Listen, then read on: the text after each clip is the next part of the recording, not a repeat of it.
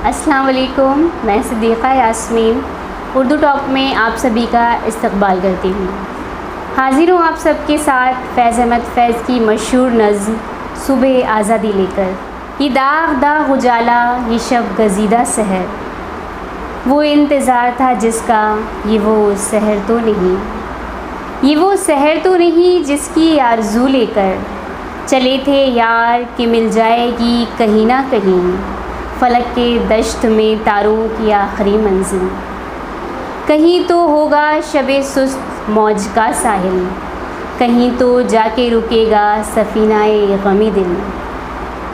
जवां लहू की पुरस्रार शाहराहों से चले जो यार, तो दामन पर कितने हाथ पड़े। दयारे हुस्न की बेसब्र ख्वाब गाहों से पुकारती रहीं बाहें, बदन बुलाते रहे। बहुत अजीज़ थी लेकिन रुखे सहर की लगन, बहुत करीब था हसीना ने नूर का दामन।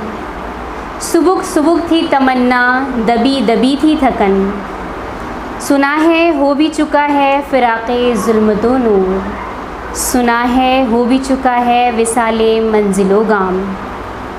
बदल चुका है बहुत अहले दर्द का दस्तूर, निशाते वस्ल हलालो अज़ाबे हिजरे हराम।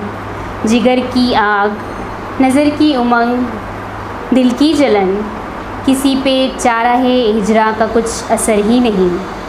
कहाँ से आई निगारे सबा, किधर को गई, अभी चरागे सरे राह की को कुछ खबर ही नहीं।